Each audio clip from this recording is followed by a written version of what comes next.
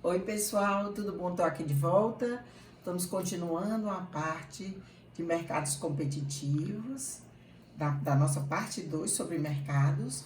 Nós vamos falar agora sobre política de preço mínimo.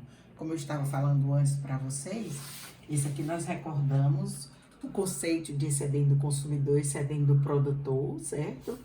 A gente chama de excedente do consumidor, essa área geométrica acima do preço de equilíbrio e abaixo da curva de demanda, porque se alguém, por exemplo, alguém poderia estar disposto a pagar um preço bem mais alto, mas como o preço de mercado é esse, então isso é um excedente, um ganho para o consumidor.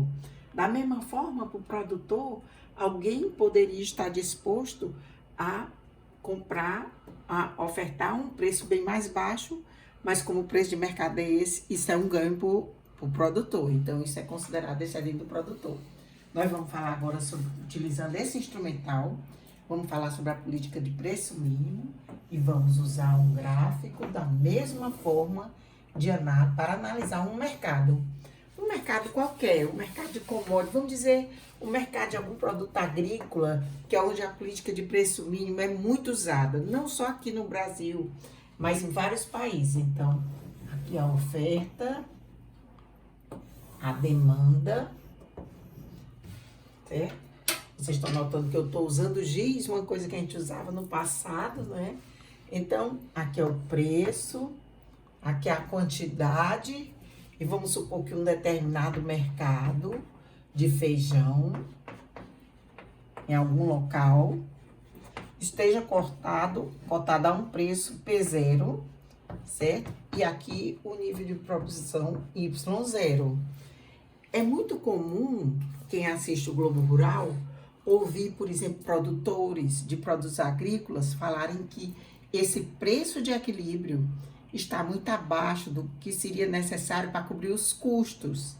Os produtores, quando eles reclamam isso, em geral eles conseguem ter voz, porque eles têm representantes e têm conhecidos, é uma classe bem unida, fazer com que algumas vezes o governo aplique uma política chamada de política de preço mínimo.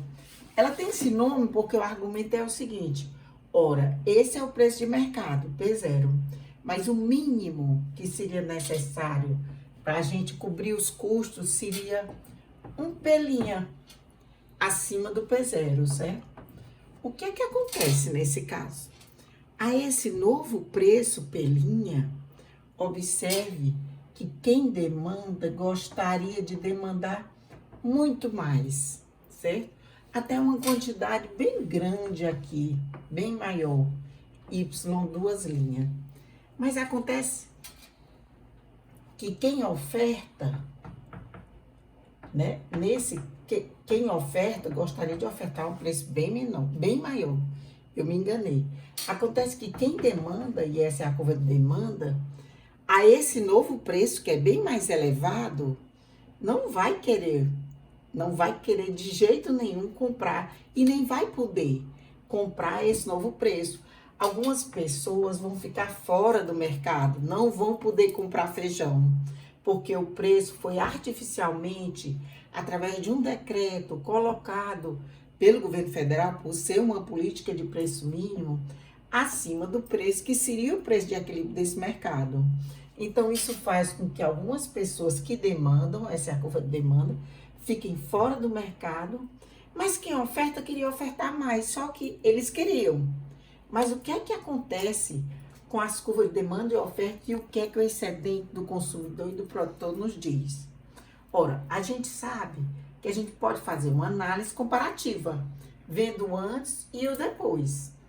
Considerando esse mercado anteriormente, antes de haver essa política de preço mínimo, que elevou para P0 o preço do feijão, vamos pensar que isso aqui é uma área geométrica que nós vamos chamar de A, esse primeiro triângulo abaixo da curva de demanda. Esse aqui é a área geométrica que nós vamos chamar de B, que é esse retângulo aqui abaixo de A. Vamos chamar de C. Essa área aqui, esse pequeno triângulo aqui abaixo da curva de demanda. Vamos chamar de D essa área aqui e de E essa área aqui. Ok. Então, agora nós vamos fazer uma análise comparativa, certo? antes do preço mínimo e depois a gente vai fazer uma análise depois do preço mínimo. Antes do preço mínimo, considerando esse conceito, o que era o excedente do consumidor?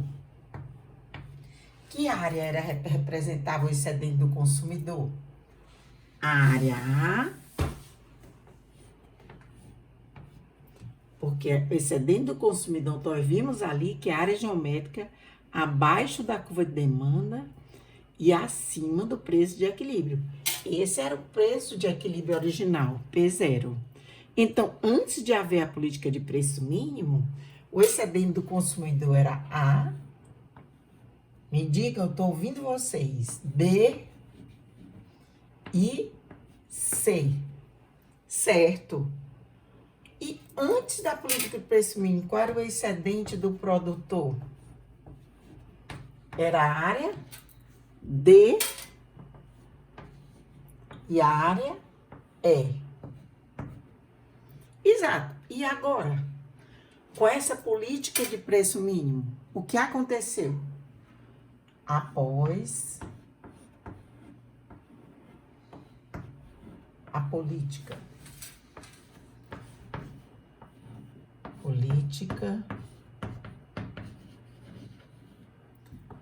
de preço mínimo, vamos analisar. Quem são os excedentes do consumidor e do produtor? Qual é o excedente do consumidor agora? Veja, o preço aumentou para P'. Se excedente do consumidor é a área geométrica abaixo da curva de demanda e acima do preço, bem, o novo preço decretado pelo governo agora é P'. Então, o excedente do consumidor agora é apenas A. E qual é o excedente do produtor agora, após haver essa política de preço mínimo? O excedente do produtor agora é a área geométrica abaixo do preço, que agora é P', e acima da curva de oferta. Aí você pode pensar, bem, então deveria ser tudo isso aqui. Mas, na verdade, nós vimos que agora, como o preço subiu, quem demanda, que está aqui nessa curva de demanda, só demanda Y'. Então, o excedente do produtor agora é a área B mais a área D. Então, o que foi que houve de variação? Qual foi a variação do excedente do consumidor? O que foi que mudou? Antes o excedente do consumidor era ABC, agora é apenas A. Então, a gente pode dizer que o consumidor, em decorrência dessa política de preço mínimo, que elevou artificialmente o preço do feijão de P0 para P', perdeu as áreas B e C. Menos B, menos C. E o que foi que houve de variação do excedente do produtor? O produtor, a área geométrica, era representada, o excedente do produtor, pela área geométrica que está aqui indicada, que são as áreas D e E. Agora, o excedente do produtor, após a política, passou a ser B e D. Então, a gente pode afirmar que o produtor, ele realmente continuou com a área D, mas ele perdeu a área E, que é esse triângulo, certo? E ele agora, ele ganhou a área B. Então, entrou como positivo para a área B, para o produtor, certo? Isso foi um ganho, né? Foi a diferença. E ele perdeu, a perda dele foi a área E. Então, só em olhar os sinais, que os negativos representam a perda, né? A diferença foi uma perda, o positivo é o ganho, a gente vê que o consumidor, ele perde com uma política de preço mínimo, certo? E o produtor fica dúbio, depende das áreas geométricas. Porque se a área B for maior do que a área E, é verdade, ele ganha. Mas isso depende das elasticidades. E ninguém pode afirmar que é tudo assim certinho como eu estou desenhando, certo? Então, a gente pode medir o bem-estar só por essas variações. Então, a gente pode dizer que a variação de bem-estar decorrente dessa política é que, se você computar isso aqui, na verdade, esse B representa uma transferência de renda do consumidor para o produtor, que realmente era quem o governo queria agradar. Certo? Agora, essas duas áreas, C e E, elas representam uma perda de bem-estar. E elas podem ser indicadas aqui nesse triângulo. Essa área aqui, C e E, elas representam o peso morto, que a gente chama em inglês dead weight loss, certo?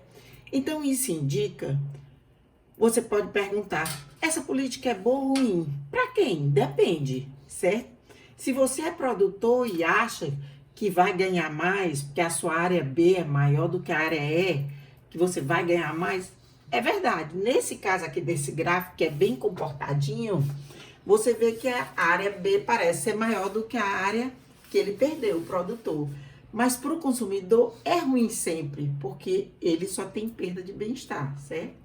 Então, é interessante a gente conhecer essas análises de políticas, porque quando você for perguntado depois, mais tarde, como economista, o que é que você acha da política X, da política Y, você pode se lembrar desses gráficos, porque eles dão uma ideia, apesar de ser dentro de um contexto de um mercado de concorrência perfeita, que é raro no mundo real, certo? É bom que você tenha uma ideia de que sempre uma política interfere no equilíbrio de mercado. E essa interferência leva a consequências, leva a ganhadores e perdedores, ok?